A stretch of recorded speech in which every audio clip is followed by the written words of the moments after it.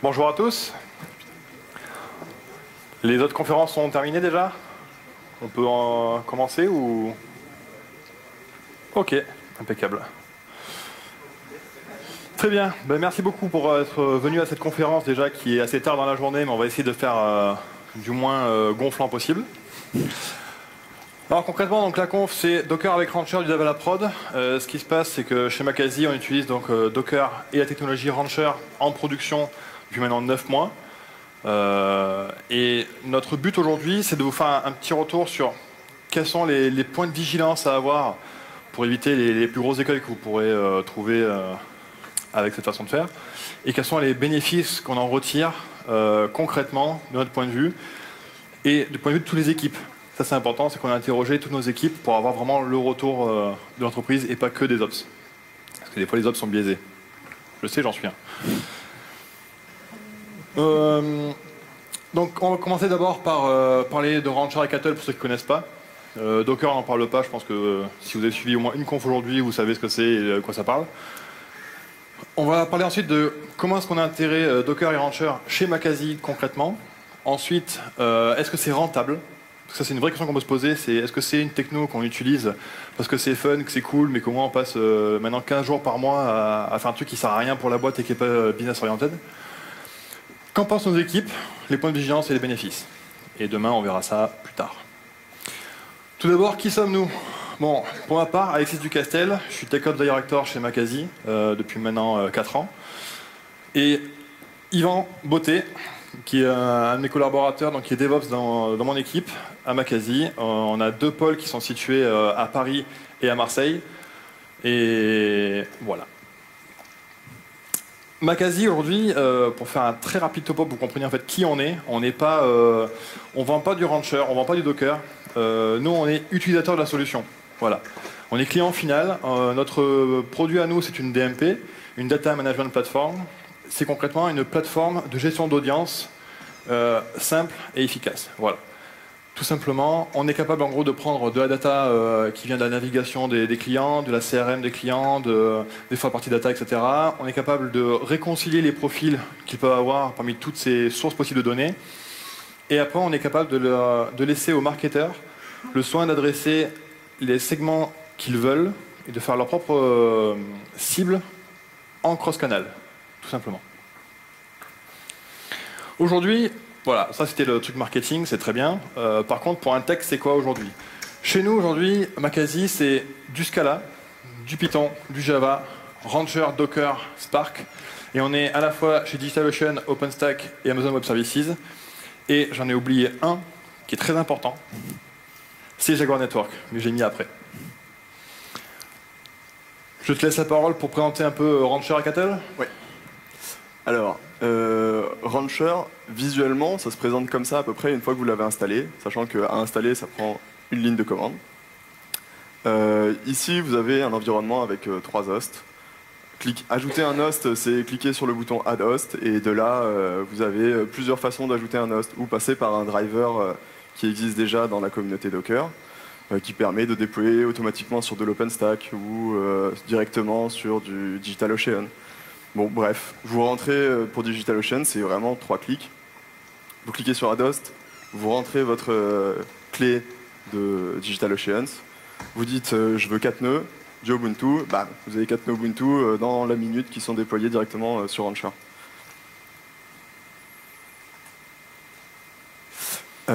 Rancher c'est bien, mais Rancher, qu'est-ce qu'il y a exactement derrière?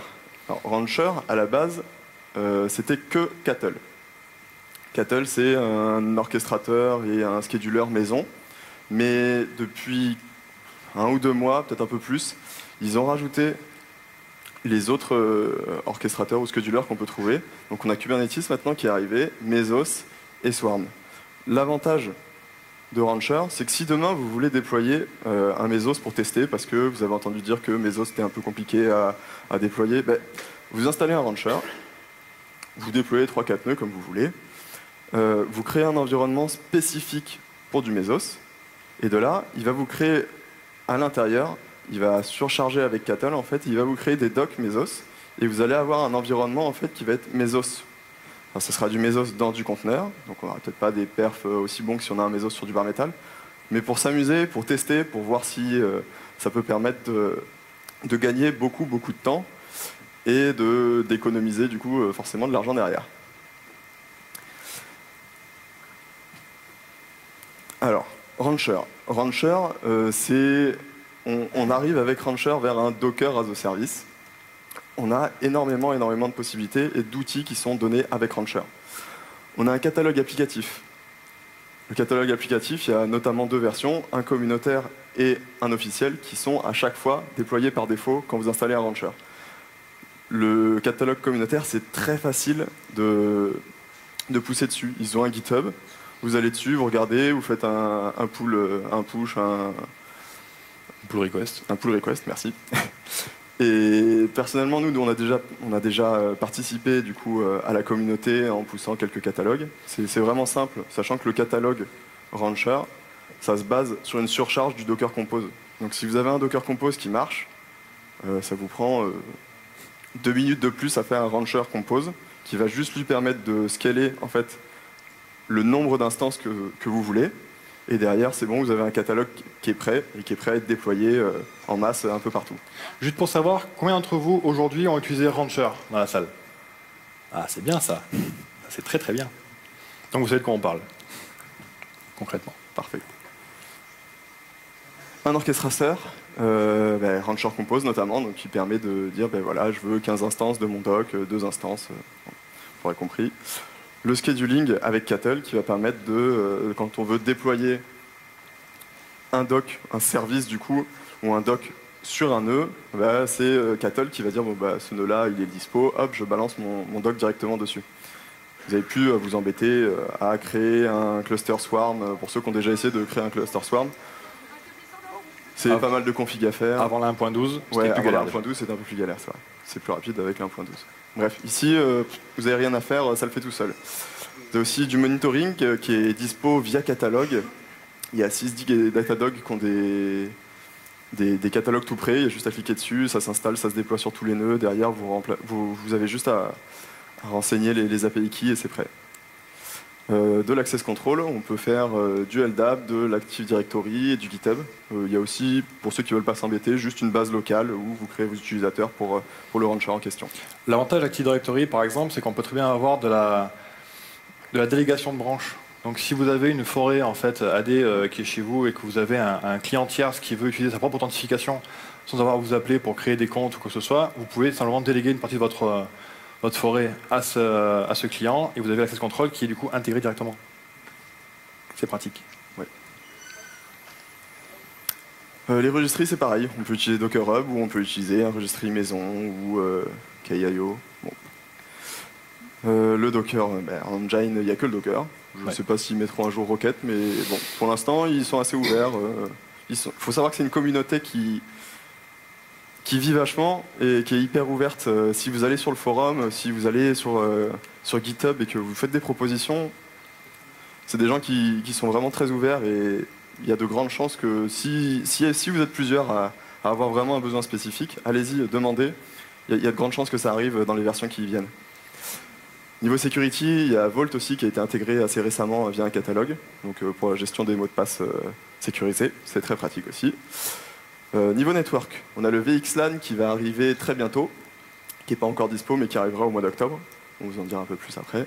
L'IPsec qui est par défaut. Quand vous installez Rancher, quand vous créez un environnement, ça vous crée tout un système de réseau managé sécurisé en IPsec pour communiquer sur tous les services et tous les docs qui vont tourner dans votre système.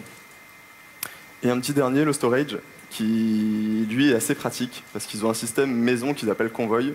Ça va un peu être fondu avec les prochaines versions, mais techniquement, on peut, si on a un NFS de dispo, on vient monter un convoy NFS et derrière, on peut créer des volumes à la volée sur notre NFS, le partager sur plusieurs docks, faire de l'accès concurrent, c'est top, ça marche super bien.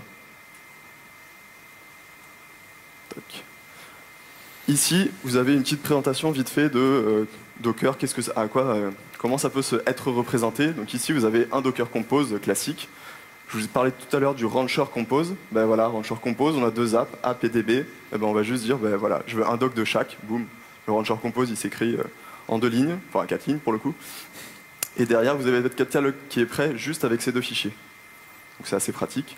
Ici, on a une vue d'une stack. On a une stack qui s'appelle logging et on a la vue sur tous les services qui contiennent cette stack et le nombre de conteneurs qui sont utilisés par chaque service.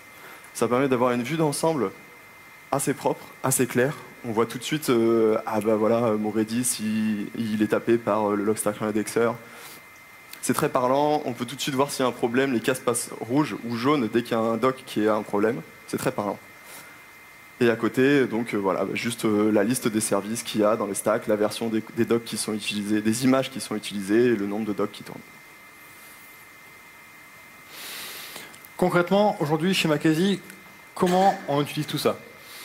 Tout d'abord, il y a quelque chose auquel il faut bien faire attention, c'est que quand on va parler d'applications sur Docker et sur Rancher, il faut bien séparer les datas, les applications et la configuration.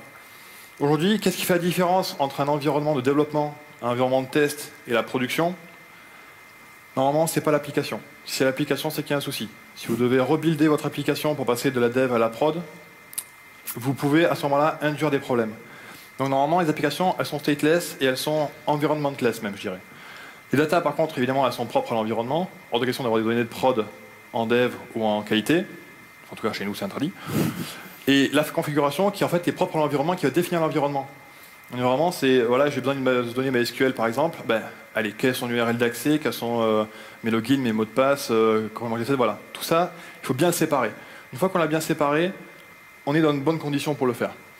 Pour la configuration, vous avez vous les connaissez tous, mais etcd, console, zookeeper, tout ce que vous pouvez faire pour faire de la configuration. Les applications, évidemment, c'est vos applicatifs maison, ça dépend de ce que vous utilisez vous. Bref, c'est vraiment libre. Et pour les datas, n'importe quel type de base de données, de persistance de données, de file system partagé ou autre pour vous permettre d'avoir des datas par environnement. Petit conseil rapide, si vous avez des bases de données à gérer par exemple, il y a quand même le service d'Amazon qui est RDS, Relational Database Services, est quand même excellent comparé au coût qui nous coûte quand on n'a pas les moyens forcément d'administrer ces bases de données proprement. Et je dis bien proprement. Ce que je veux pas dire, c'est en gros, la base, elle n'est pas assez performante ou quoi que ce soit. C'est si vous n'avez pas les backups, les tests de backup, les snapshots dans le temps, la réplication géorépliquée, etc., bah, ça, vous prenez juste une RDS sur Amazon, c'est un clic et vous l'avez. Voilà. Ça évite d'avoir à gérer un Galera cluster, une EHA, enfin bref, tout ça. Donc, où est-ce qu'on est aujourd'hui, concrètement? Concrètement, on est chez Amazon Web Services et chez Jaguar Network en production. Et on y est bien.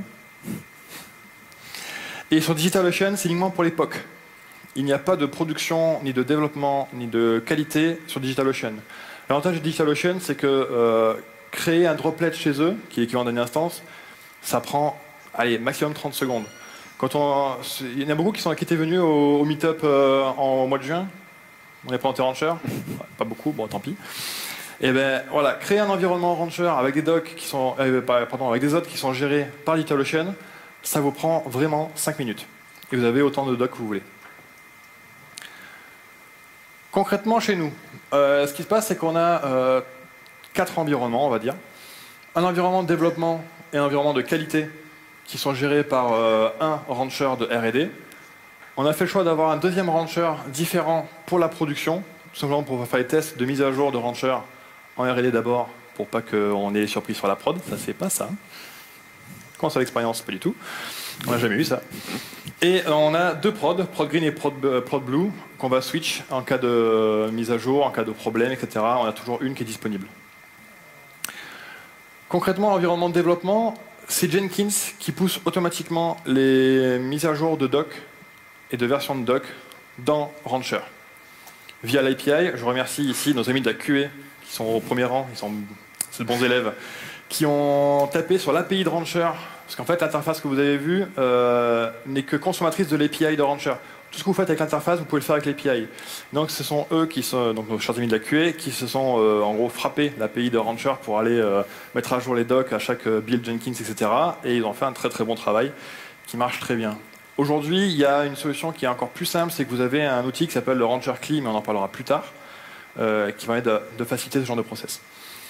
Et pour la qualité et la prod, ce sont les ops, donc c'est mon équipe en l'occurrence, qui va être les seuls à intervenir sur ces environnements-là. Les personnes de la qualité vont avoir accès à l'environnement en lecture, ils peuvent tout voir, ils peuvent voir les logs, ils peuvent aller dans les docs, faire des execs s'ils ont besoin et voir des SH, bref, ils peuvent faire ce qu'ils veulent à l'intérieur, mais juste pour aller voir ou aller constater en cas de problème, investiguer, c'est tout. Pour la prod, on est les seuls à avoir accès.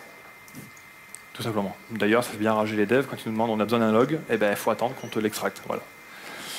On a mis en place maintenant une centralisation de logs avec un outil qui s'appelle Logly, qui est très pratique puisque du coup tous nos environnements maintenant remontent leurs logs dans cet outil-là et via l'interface graphique de Logly, on peut rapidement filtrer et donner l'accès uniquement aux logs et non pas à l'environnement à nos développeurs pour qu'ils puissent investiguer sur les bugs plus rapidement.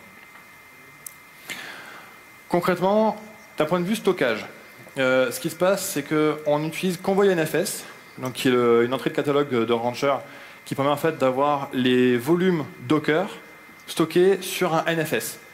Et ce NFS, en fait, on a utilisé la distribution Hadoop Mapper, qui a une version gratuite communautaire qui est très pratique parce qu'elle offre pas grand-chose, mais juste ce qu'il nous faut, qui est en fait le Mapper FS, qui contrairement à l'HDFS, qui est très fait pour tout ce qui est MapReduce, etc., là, va nous fournir en fait un file system POSIX.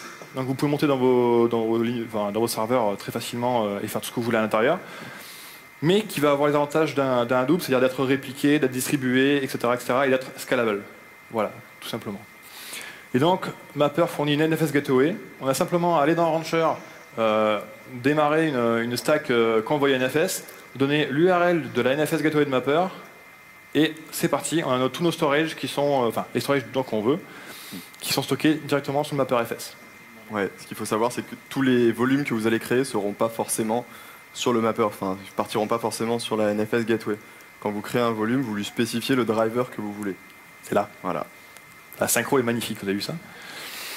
C'est exactement ça. Donc, si jamais vous voulez indiquer sur un volume qui va être stocké sur l'hôte, ou simplement un volume sans lui donner de points directs et que c'est Docker qui va gérer, vous donnez seulement donc, le pass dans votre Docker volume. Vous remarquez aussi que, pour ceux qui ne connaissent pas Rancher, là, on voit que la partie commande, networking, volume, etc. de l'interface pour créer un service dans Rancher. Mais en fait, toutes les options que vous avez dans Docker, les moins quelque chose, bidule, truc, moins P, moins V, etc., vous les avez toutes graphiquement ici. Donc si vous ne connaissez pas Docker, vous voulez un peu vous y mettre, etc., ça va vous faire un speed-up incroyable. Voilà. Vous avez toutes les options qui sont répertoriées, qui sont directement accessibles. On a un principe qu'on utilise pour créer nos propres ranchers, qui est le Rancher Seed. Le Rancher Seed, c'est quoi? Concrètement, on va aller sur une machine. Ok, on a 3 machines. On va démarrer un rancher avec un Docker Run. Donc, comme vous faites normalement, je suppose, pour gérer vos ranchers. Docker Run Rancher, on a un rancher, on va créer un environnement pour la production. Dans cet environnement-là, on va ajouter l'hôte prévu pour le rancher de production. On démarre un service rancher sur cet environnement-là. Donc, on a un rancher qui monte dans l'environnement de production. On crée pareil pour la R&D, et on a un rancher de R&D. Très bien, super. Ce qui est gonflant, en fait, c'est que quand vous avez un service dans une stack dans Rancher, la mettre à jour, c'est hyper facile. Upgrade, ça marche pas, rollback, ça marche, finish upgrade, et c'est fini. C'est génial.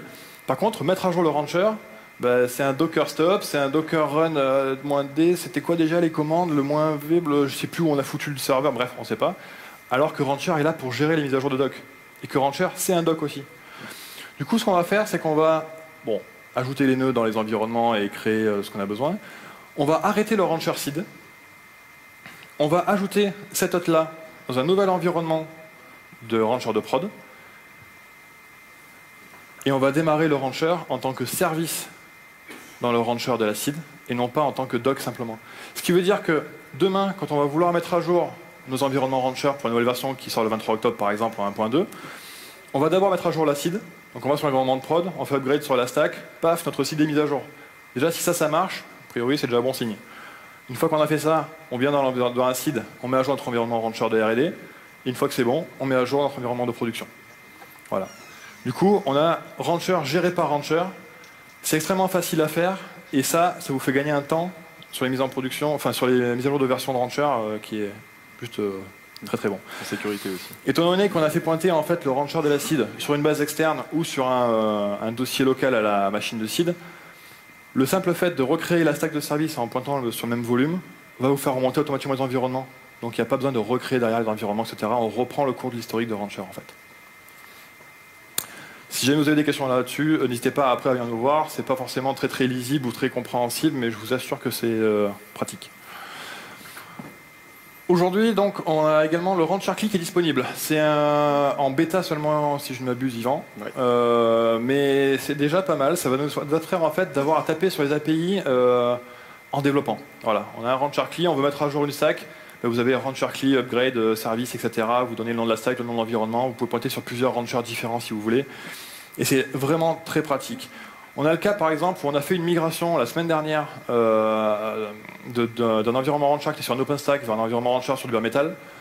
Concrètement, ce qui s'est passé, c'est que pour les bases de données MySQL, par exemple, ah tiens, on a le problème de la slide, c'est magnifique. Elle est revenue. C'est pas grave. Donc imaginez simplement une roue dentée, c'est pas non plus la mort. Donc on va être sur notre poste avec le rancher Key. Tout ce qu'on va faire, c'est qu'on va aller taper sur le rancher A, qui est le rancher à décommissionner en gros. On va aller être capable d'adresser directement le doc du service qui fait tourner MySQL dans ce rancher-là, faire un exec directement dessus, venir faire notre MySQL dump comme on aurait besoin de faire pour faire notre dump de MySQL, qui va nous sortir l'output au niveau de notre rancher Key, qui va être le point d'entrée d'un autre rancher Key qu'on va lancer derrière pour aller peupler via un MySQL un nouveau rancher. Ça, du coup, c'est immédiat. Le rancher Key vous donne accès à n'importe quel doc de n'importe quel service, de n'importe quel stack de votre rancher. Il vous donne également accès aux autres.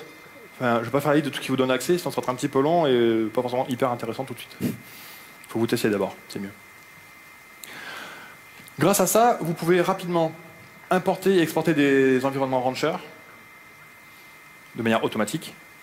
Vous pouvez rapidement sauvegarder et migrer les répertoires à l'intérieur d'un doc, donc les volumes.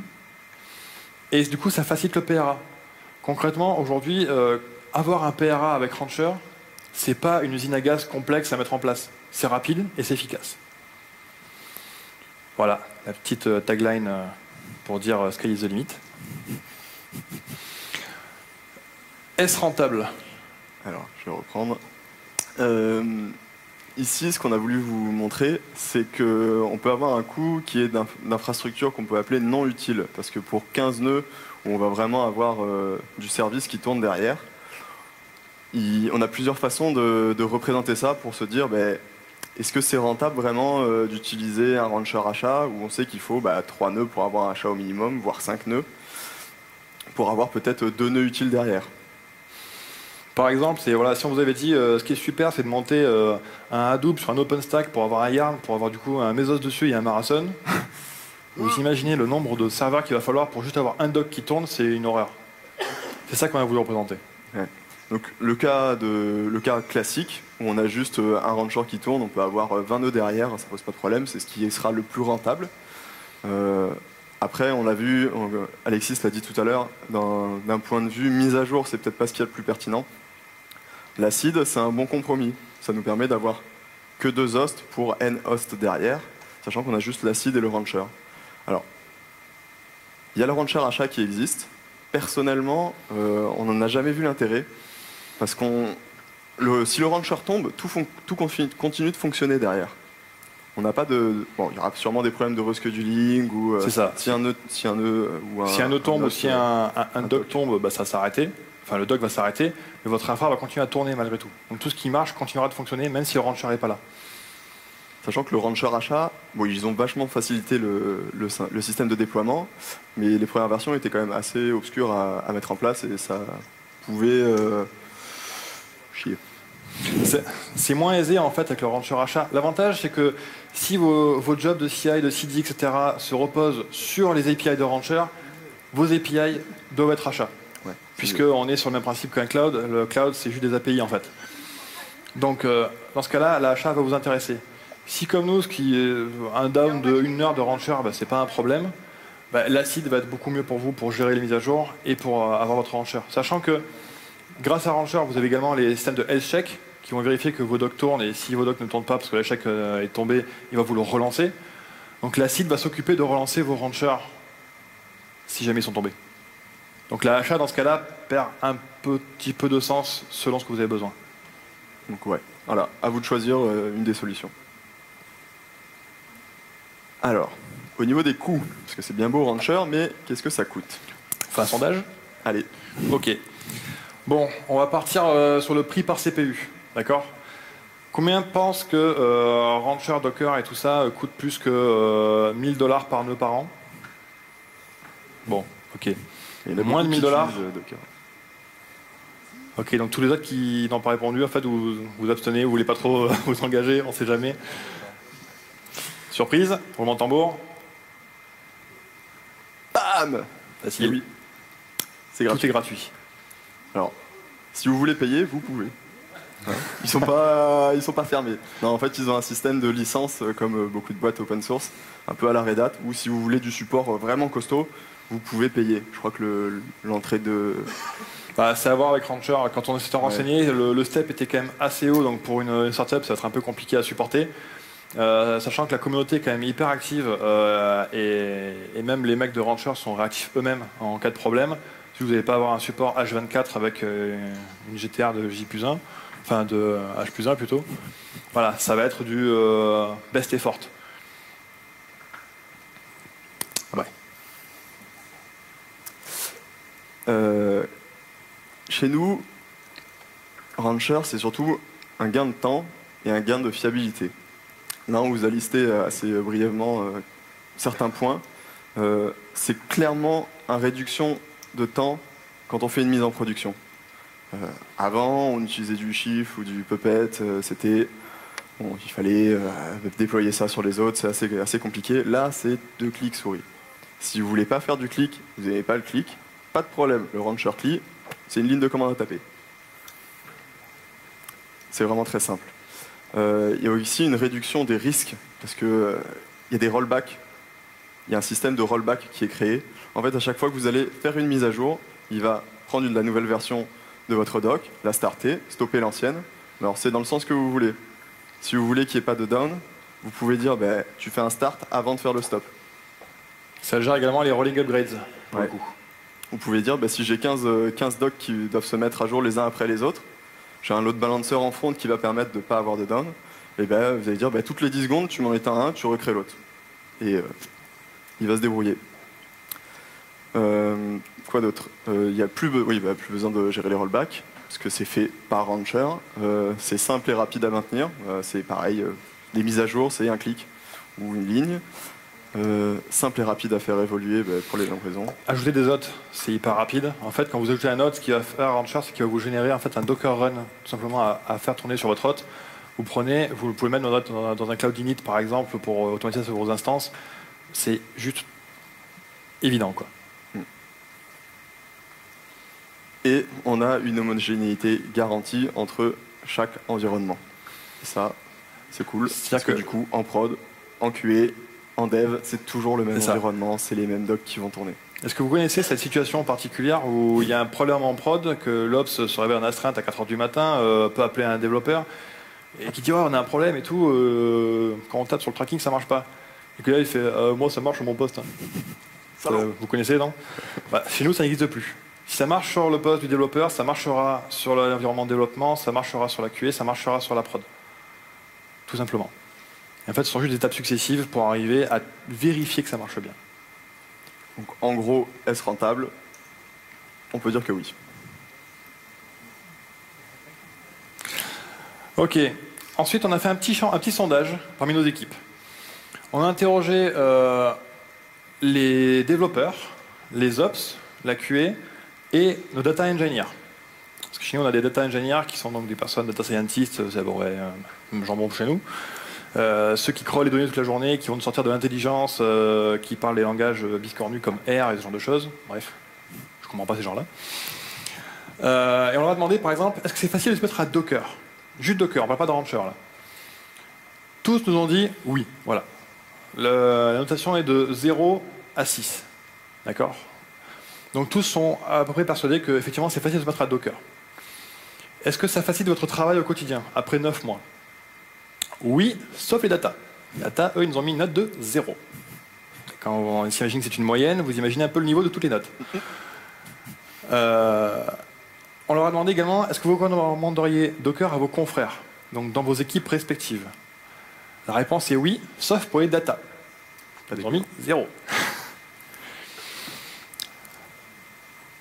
Concrètement, chez les ops, des phrases qu'on a récupérées dans les remarques libres, c'est nos environnements sont homogènes. Ça déjà, c'est un gain. C'est un gain énorme, rien qu'avec Docker. On peut changer facilement de projet. Pour un dev, prendre un projet qui a besoin d'une MySQL, d'une Cassandra, etc. et d'un coup, non, en fait, je passe maintenant sur un développement en Perl avec une Oracle ou je sais pas quoi. Ça leur prend 3 secondes et ça ne pouille pas leur poste. Les QA qui nous ont dit je peux garder mon poste clean. Effectivement, important, vu le nombre de tests qu'ils font et sur le panel de technologies qu'ils vont tester chaque jour, c'est quand même un bon retour. Et le data indépendant qui nous a dit aucun intérêt pour moi. Bon, vous allez voir, ils ne sont pas si rageux que ça quand même. On a demandé la même chose pour Rancher. Est-ce que c'est facile de se mettre à Rancher? La réponse est oui pour tout le monde. J'ai pas repris les mêmes étoiles qu'avant, vous verrez, il y a 2 étoiles qui changent, mais bon, j'y peux rien, c'est les résultats. On a demandé exactement pareil, est-ce que Rancher facilite votre travail? La réponse est oui, sauf, vous les connaissez, les data. Et pareil, est-ce que vous recommanderiez Rancher à vos confrères? Tous unanimes, y compris data. Pourquoi? Les data, en fait, pour eux, ils sont habitués à faire des scripts R. On avait l'habitude d'avoir un gros serveur qui faisait tourner leurs scripts, les jobs, etc. Et le fait de se mettre à Docker, ça leur a demandé de rentrer dans les bonnes pratiques de développement. Et c'est moche à dire, mais c'est une bonne chose. Donc à la limite, je suis assez content de voir cette colonne-là un peu rouge, c'est pas très grave. Donc voilà, concernant Rancher, donc les ops qui nous disent que ça facilite les MEP, les rollbacks, les migrations. Les devs qui nous disent que c'est très simple à utiliser et que ça leur facilite aussi le travail quand ils peuvent aller rapidement dans l'environnement de développement, voir en fait l'état de leur doc, qu'est-ce qui marche pas, pourquoi ça marche pas, voir les logs. Très facile de reproduire un environnement de la part des QA. Et nos data indépendants qui nous disent toujours, si on utilise Docker, Rancher est clairement utile. Donc il y a quand même un avis qui est objectif, c'est qu'eux ils n'aiment pas Docker, et à partir de là ils n'aiment pas tout ce qui découle de Docker. Mais si quelqu'un aime Docker, par contre effectivement la liaison est quand même très très bonne. Je te laisse finir. Ouais, j'enchaîne avec les points de vigilance. Alors, on a pris quelques cas pratiques qu'on a eus. Il faut savoir que Rancher, il est que en version 1.1. C'est un logiciel qui est quand même assez récent. Il fait pas encore tout. Il fera peut-être bientôt le café, on ne sait pas, on verra. En tout cas, nous, un des points les plus embêtants qu'on a eu à gérer, c'est un nœud qui ne répond plus. Ça arrive. Qu'est-ce qui se passe exactement dans Rancher? Alors là, on a 2 hôtes. Voilà. On a un Minecraft qui tourne. Avec une appli en prod. Voilà. Pour entre midi et 2. Et donc voilà. Là, tout se passe bien, tout marche bien, tout est vert, tout fonctionne. Et là, qu'est-ce qui se passe? Voilà. Comme le dirait Moss, fire! On a un serveur qui crame. Bon, pas grave, ça arrive. Le nœud passe en état reconnecting. Le problème, c'est qu'ici, on avait un nœud, un doc, qui tournait avec un sidekick. Le sidekick, c'est une particularité, je ne sais pas, peut-être que d'autres le font, mais en tout cas, chez Rancher, c'est ce qui permet pas accoupler, c'est peut-être pas le bon terme, mais de mettre ensemble plusieurs docs et d'avoir une... Concrètement, le sidekick aujourd'hui chez Rancher, c'est lorsque vous créez un service avec, voilà, j'ai un doc qui est une image Nginx. Okay, vous voulez avoir un PHP SPM avec des datas dans un autre doc séparé pour avoir une bonne gestion de la chose, vous allez avoir 3 docs qui vont fonctionner ensemble. Étant donné que Rancher, comparé à un Docker Compose, il va être capable de vous le scheduler sur un cluster de serveurs, il n'est pas garanti que votre Nginx, votre PHP SPM et votre doc de data soient sur le même hôte qu'on va le scheduler. Donc là, il faut dire spécifiquement à Rancher, au fait, ces docs-là, ils marchent ensemble. Alors on pourrait dire, ouais, mais il y a le volume from qui marche pour ça. Ouais, mais il y a des fois où on n'a pas forcément de volume from nécessaire, mais on veut quand même que des docs aient de la contiguïté au niveau réseau sur le même hôte. Tout simplement. Les sidekicks sont là pour ça en fait. Ça indique à Rancher, écoute, ce package-là de docs, surtout tu me les enlèves jamais. Même si on fait plusieurs instances, il va dupliquer ces instances-là complètes. C'est ça. C'est couplage. le mot. Couplage. Ouais, un couplage fort. Chacun son choix. Après. Ouais, exactement. Et là, en fait, on s'attendrait à ce qu'il se passe quoi? Eh bien, que notre service, notre stack Minecraft, elle se mette directement sur l'autre qui est dispo. Ça, pour le moment, ça le fait pas. C'est problématique. Par contre, si le nœud est toujours up, qu'on détruit les docks ils vont automatiquement être schedulés sur un node dispo. Si jamais il y a un sidekick et qu'ici, par exemple, c'est le serveur Minecraft qui tombe, il y a un dock qui va automatiquement être recréé et qui va reprendre tout ce dont il avait besoin. S'il avait son sidekick, s'il avait un volume dessus, bah, le volume sera remonté automatiquement. Concrètement, ce problème en fait, de nœud en reconnecting qui ne va pas se monter tout seul et qui ne va pas être reschedulé par Rancher, c'est qu'il n'y a pas aujourd'hui de rebalancing du cluster Rancher à date d'aujourd'hui. C'est une feature qui est dans le pipe de Rancher et qui devrait arriver, si ce n'est pas à la 1.2, c'est dans la 1.3. Ouais. Grosso modo, ça arrivera cette année. La 1.2 sort bientôt, en octobre. Et la priori des échos qu'on a eus, il devrait accélérer un peu le rythme de déploiement de version. Donc il y a de grandes chances que d'ici Noël... Actuellement, le déploiement de version, c'est 3 mois entre deux versions. Ouais. Ensuite, les bénéfices. Les bénéfices, il y en a un peu plus, vous allez le voir. Voilà. Ça, c'est la page classique de création d'un service. Donc, on lui dit d'upgrade d'un service. Je vous ai dit tout à l'heure que c'était facile. En effet, voilà. On clique sur le bouton upgrade, on arrive là-dessus. Là, on lui dit, voilà, je veux que tu me fasses un batch size de 1 avec un intervalle de 5 secondes à chaque fois. Je veux que tu me dises, je veux que tu mettes à jour que mon Minecraft et pas mon Minecraft data, parce que sinon je vais écraser les données de mon serveur, c'est pas très malin. Ou on se base sur le principe du latest et on laisse l'image sans tag. Bon, c'est peut-être pas ce qu'il y a de plus recommandé, ou alors on met le tag qu'on veut pour être sûr de prendre la bonne image. Juste ça à faire, et derrière, paf, Pastèque. tac, et c'est un clic. Ici, on vous a listé avec une sorte de nuage de mots les bénéfices que nous on a trouvés. Donc on va les faire au début et puis après vous allez voir, on va pas tous les faire parce qu'on va passer la journée. Très facile de dépliquer un environnement. Tout est audité. Il faut savoir qu'il y a un système de log en interne. Donc à chaque fois qu'un user se connecte, fait une action, c'est logué. Il y a des load balancing qui sont intégrés. C'est des docks HAProxy qui sont montés. Donc comme on l'a vu au début, il y a le support de Kubernetes, de Mesos, il y a une facilité extraordinaire à utiliser les storages. C'est gratuit, on peut faire de l'automatisation, du scheduling facile, c'est rapide à prendre en main. On peut accéder au log des docs directement dans l'UI. Pareil, on peut accéder à la console directement dans l'UI. En fait, il y a des WebSockets qui vont s'ouvrir et vous allez pouvoir, dans votre navigateur, directement faire des requêtes sur le doc. Très pratique pour débugger. À ne pas faire en prod. Attention. Bon, fais pas ça. Non, bon voilà, tout un tas de mots. Par exemple, rien que pour prendre le point de load balancing, est-ce qu'il y a des purs développeurs ici? Ok, il y en a moins. Ok, il y en a plein. Est-ce que vous aimez faire des confs HAProxy? Non, hein, on n'aime pas trop ça. Là, le service discovery de Rancher et tout ce qui est inclus dans Rancher va faire que le HAProxy va automatiquement suivre l'évolution de votre infrastructure. Vous faites un scaling out de votre service, le HAProxy va automatiquement se reconfigurer pour taper sur tous vos nœuds. Il va également vous faciliter la vie pour tout ce qui est VOS routing. Aujourd'hui, faire un VOS routing sur un HAProxy, ça se fait, c'est pas non plus compliqué d'un point de vue ops, d'un point de vue dev, on n'a pas forcément envie de savoir comment on fait avec les ifs, machin, etc., tout le bordel. L'avantage, c'est que là, vous allez dans l'interface, add load balancer, vous mettez le mode expert engagé. Le mode expert, c'est juste en gros, vous avez plus de filtrage possible pour dire mes requêtes qui commencent avec www.macasy.com, je les envoie sur le service front-end. Les requêtes qui sont API pour macasy.com, je les envoie sur le service API, etc., etc., etc. Si vous avez besoin de surcharger la configuration aussi du HAProxy parce que vous avez des besoins particuliers, il y a des champs qui sont dispo. Vous n'avez pas besoin d'aller modifier la conf dans le doc.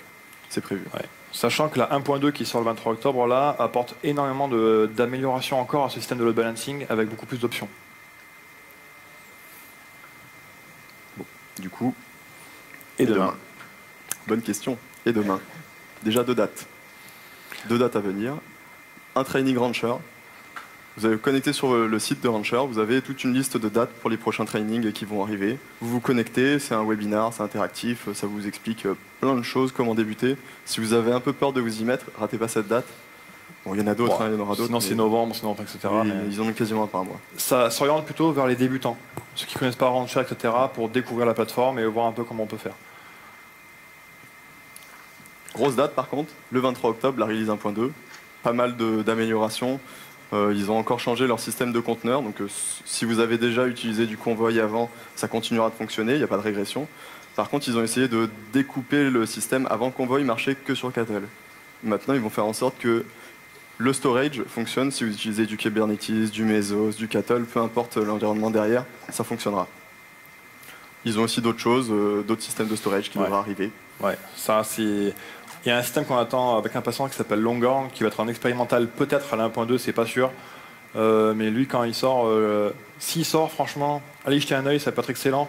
Ça permettra en fait, sur des serveurs de commodité qui sont les mêmes nœuds qui font tourner Docker, de monter des volumes sur des storages qui vont être répliqués automatiquement par Rancher, gérés par Rancher, à la façon Rancher. Voilà. Donc ça, c'est quelque chose que nous, on attend particulièrement. On pourrait, dans ce cas-là, se passer du mapper FS. C'est cool. QuasarDB, juste un petit mot là-dessus. QuasarDB, en fait, c'est une base de données haute performance qui est faite par une société française. Ils ont un avantage, en fait, c'est qu'ils arrivent à avoir un bottleneck à cause du réseau sur les performances de leur base. C'est pas la base qui est bindée, c'est le réseau qui est bound, alors qu'ils font état sur du 10 gigabits et du 40 gigabits Mellanox. Donc c'est pas non plus dégueu. Et cette base-là, elle a l'avantage d'être extrêmement facile à mettre en cluster. C'est un peu comme une Cassandra, pour ceux qui ont installé une Cassandra. Et elle gère également la réplication. On est en train de faire un POC avec eux, un partenariat technologique, pour avoir en fait des volumes gérés sur le QuasarDB. Tout simplement. On en parle, c'est très très early, donc on en parle juste comme ça. On a fini dans 3 secondes. Et dernier point, ça c'est vraiment pour nous. Dernière image. Actuellement, on fait du continuous delivery. Ce qu'on aimerait bien, à terme, quand on aura fini tout automatisé en interne, c'est de faire du continuous deployment et aller pousser directement en prod dès que tous les tests sont passés. C'est ça. Ouais, c'est un peu le challenge de demain. Concrètement, pour terminer en gros cette presse, c'était Werner Vogels qui disait à la keynote AWS en juin dernier que si vous voulez innover aujourd'hui, il faut dans ce cas-là que vous réduisiez le coût de l'erreur. Si ça coûte pas cher aujourd'hui pour vous de vous lancer dans un truc et de faire un test, et qu'en gros ça coûte pas de machine ou que ça coûte pas de temps et que c'est rapide à faire, vous allez pouvoir tester plein de choses et vous allez pouvoir innover. Si par contre, pour pouvoir tester un Rancher ou un équivalent, il vous faut 6 mois, il vous faut une équipe de 40 personnes et que ça va vous coûter une blinde, vous aurez rarement tendance à aller vers un truc qui est vraiment innovant. Vous allez vous cantonner à des trucs qui sont très standards et qui marchent bien. Voilà, tout simplement, Rancher, c'est un des acteurs qui va pouvoir permettre de faire ce genre de choses. C'est ça. N'hésitez pas à essayer.